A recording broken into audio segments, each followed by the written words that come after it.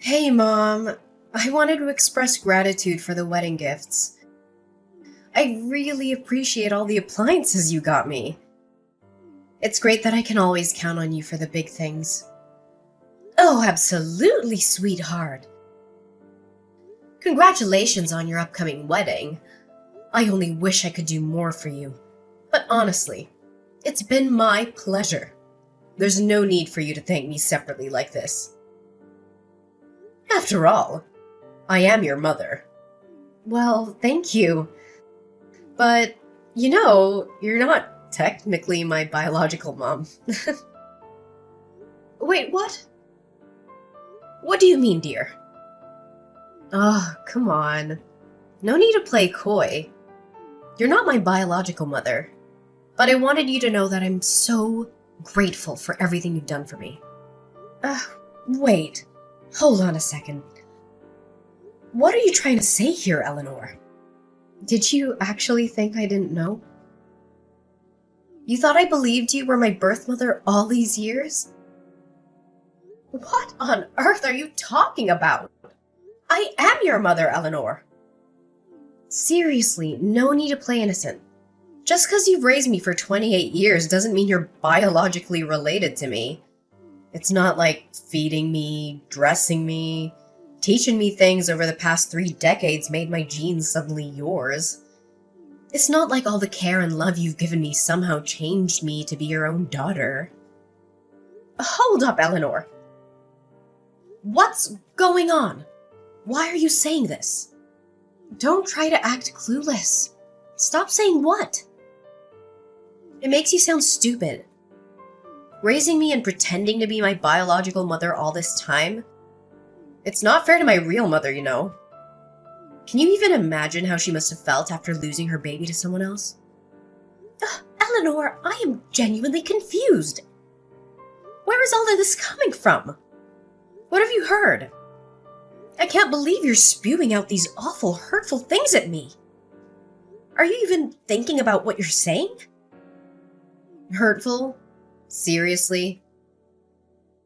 What about you essentially taking someone else's baby?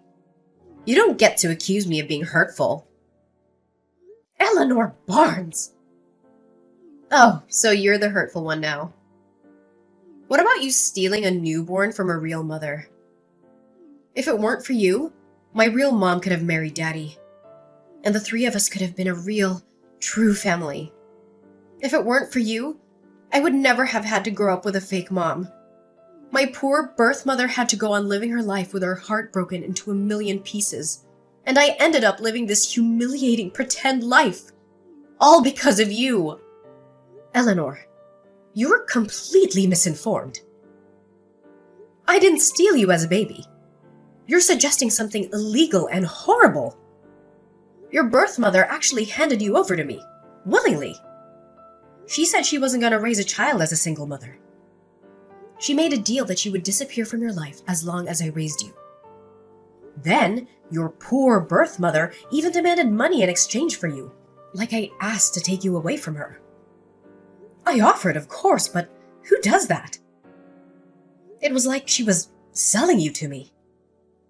Giving her some money was the least you could do after that. She gave you her baby, for God's sake. Have you been sore about the donation all these years? Have you been keeping a score or something? That's really trashy. And you wouldn't even have taken me so eagerly if you weren't barren yourself, would you?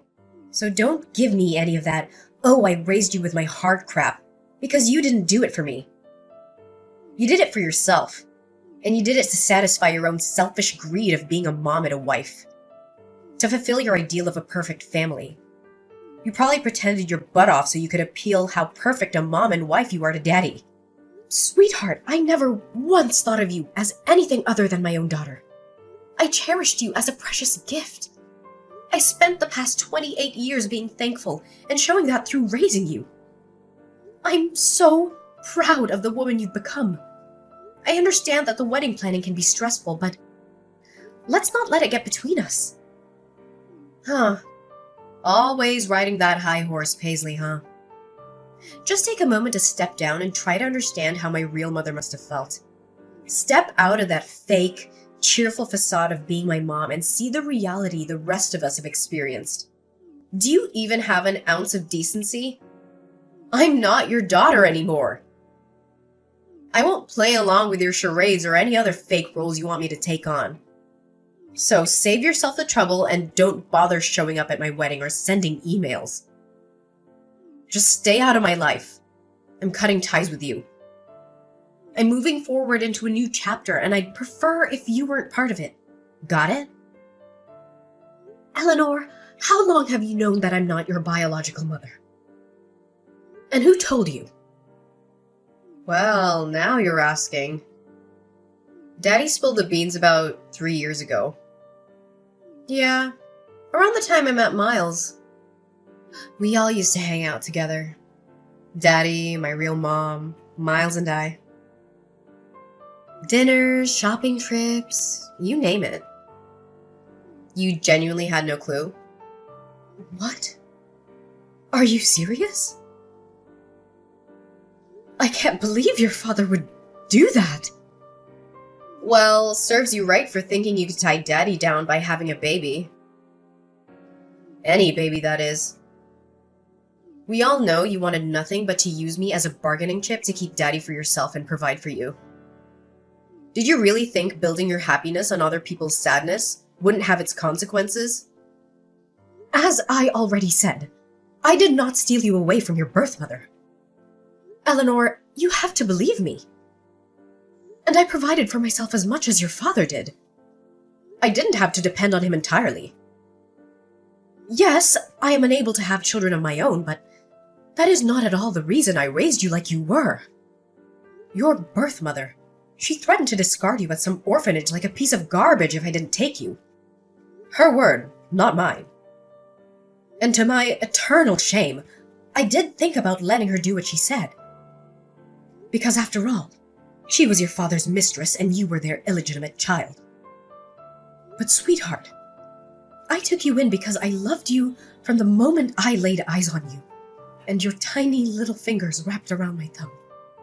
I didn't think twice about what it meant to mother your husband's child he had with a mistress, because I fell in love with you so deeply and so utterly.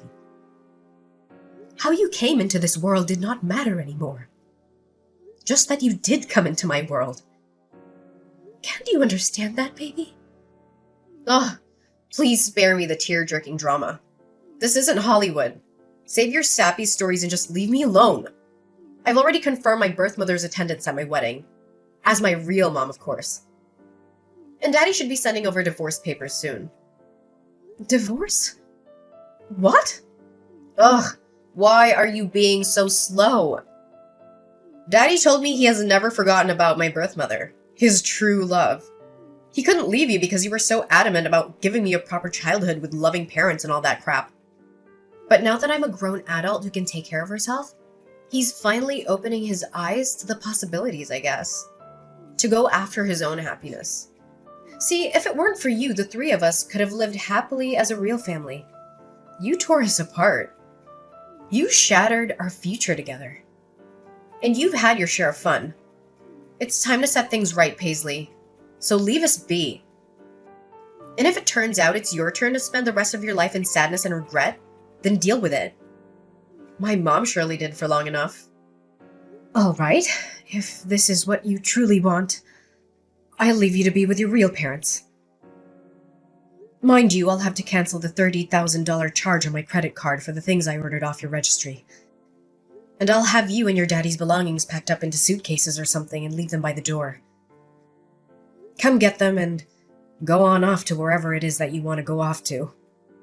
Whoa, wait, what? Cancel this stuff for my registry? Why would you do that? Those are for my wedding. Why would you cancel gifts from a registry, Mom? Mom? I thought you didn't want me to be your mom, let alone think of me as one.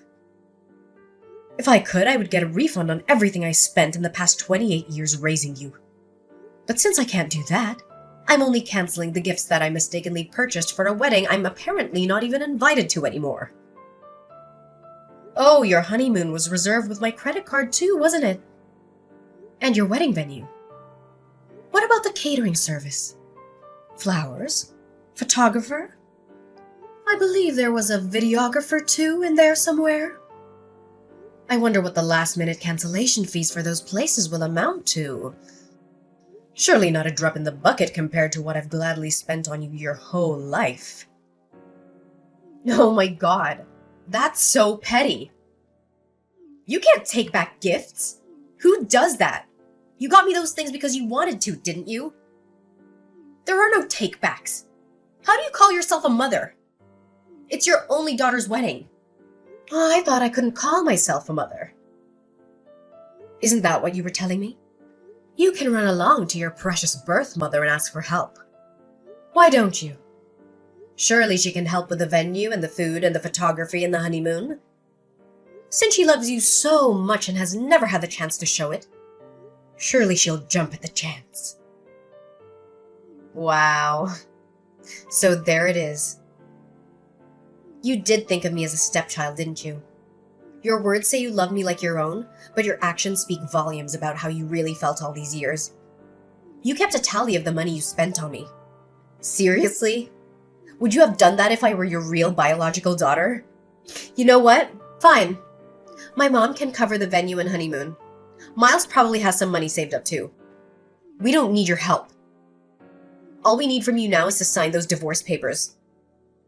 You got it. The sooner, the better. And in a way, I'm uncertain if I ever truly forgave her.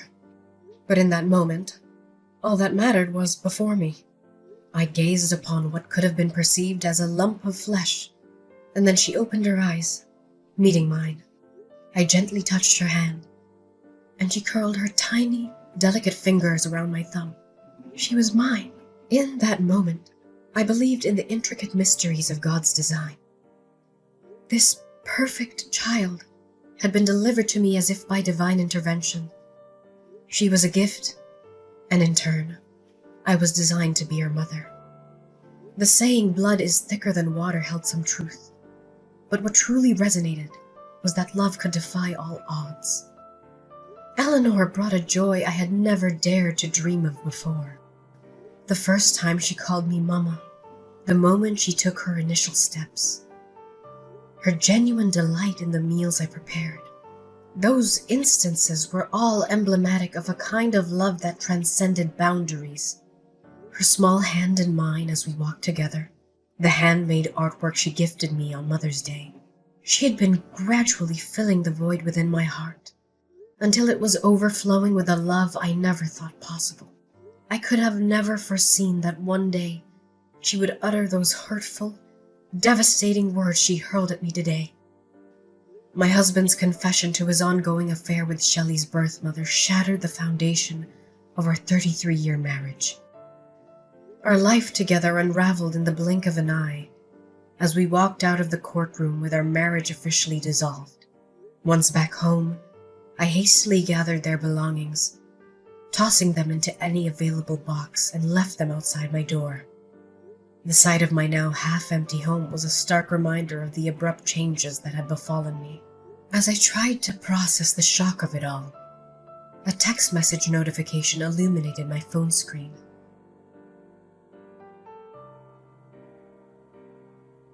Hey, where are you? My keys aren't working, and neither is my garage opener. Did you already replace them? That was quick, Paisley. Good on you. I brought a KFC bucket and some beers, your favorite. I thought you and I were overdue for a chicken and beer date night. Open up, Paisley. Jacob? What are you doing here? Shouldn't you be with your daughter in true love by now? You know, the woman who makes your heart ache by just thinking about her. The woman whom you had a child with. The woman with whom a few days ago you gave everything else up to be with again. Did you forget? What are you doing here with chicken and beer at this ungodly hour anyway? I'm done with her. I left her. We're over. I finally realized there is no woman like you. Paisley, you're the kindest, the most patient person I know. I was immature and naive to let you go. I hurt you, I know. I'm so sorry. And I never showed you how much I appreciate you. For all you've done for this family, you've forgiven me once before. Can't you do it again? I'll change. I promise. I'm a victim here too, by the way. That witch was so full of it. She didn't want me. She never wanted me. She was just using me this whole time so she could tag along when I take Eleanor out to eat or go shopping so that she herself could get what she wanted. I may have bought her a handbag or two, but that's it, I swear. She's even got a young boyfriend she's seeing. She doesn't want to marry me and settle down. She said so herself. She's the absolute worst. I love you, baby. Come on. She may be the worst, but she's Shelley's biological mother, isn't she? Surely she wants her baby back in her life and wants to build some kind of belated relationship with her. I heard she was attending the wedding, and everything as mother of the bride. The optics aren't bad right now, Jacob. The optics? Yes, but it's not that simple, Paisley. She was only going to attend the wedding so she could sift through the wedding gifts and see what she could claim for herself. You know, she demanded to be paid to come to her daughter's wedding. I had to wire her $10,000 2 weeks ago. She made me cut all ties with you, abandoning everything I owned with you, like my house and my clothes. Then she left me high and dry. Eleanor and I went to see her after the wedding with all our suitcases. And she shut the door in our faces. We didn't even get to see inside of her house, Paisley. Can you believe that? What mother does that to her own daughter? Me? I understand. But her daughter? Are you going to sit and take this for our Eleanor? She's heartbroken right now. Oh, say something, Paisley. Eleanor made it abundantly clear that I am not her mother, nor does she consider me her mother. In one single conversation, she took away all my hard work and dedication as her mother and basically erased me from her world. I realize now that trying to hold on to her was like holding onto a fistful of sand. No matter how tight or hard I try to keep all the sand in my hand, it'll find its way out between my fingers. But you were happy being her mom, weren't you? You loved her with all of your heart. You still love her. I know you do. Even if Eleanor in her youth erases 28 years of her life with you, surely you can't. I did have some great times with Eleanor, I sure did. She was my everything. But the accusations she hurled at me, they were cruel, Jacob. That side of her didn't come from my nurturing. It's her nature. It's the nature of your mistress. I can't get past that. At least not just yet, Jacob. Maybe a real biological mother could have easily forgiven her daughter for something like this. So I guess I'm no better than what Eleanor thought of me. Because in the end, I'm not her real mother. Mom, it's me, Eleanor. I'm so sorry. Mommy, can you please forgive me? I don't know what got into me. If you let us back in, I will never think or talk about my real mom ever again. I'll be the best daughter to you. The kind of daughter you deserve to have. I promise. Please, Mom. We have nowhere else to go, Mom. Daddy and I will come inside and beg us if you want to. Please let us in and you can help me with my wedding plans again. Remember how fun that was? Let's go to the mall together. Just you and me. Like old times. We can stop at the food court and get some cheese fries like we used to. I miss your meatloaf, Mom. I miss your awesome meatloaf with real breadcrumbs. Will you teach me how to make it? I want to pass it down to my kids too. It'll be an heirloom recipe. If I learned anything from this whole ordeal, it is that I wasn't as big a person as I thought I could be. I cannot find it in me to forgive you two for what you've done. I guess I am nothing but an evil stepmother, like you said.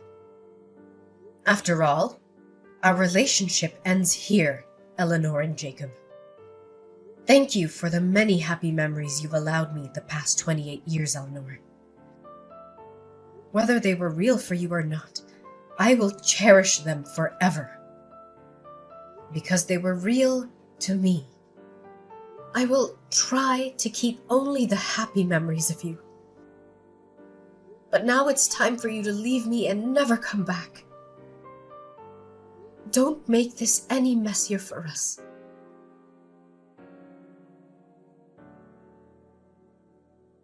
The echoes of their persistent knocking and frantic kicks reverberated through the silence, a desperate symphony of anger and rejection.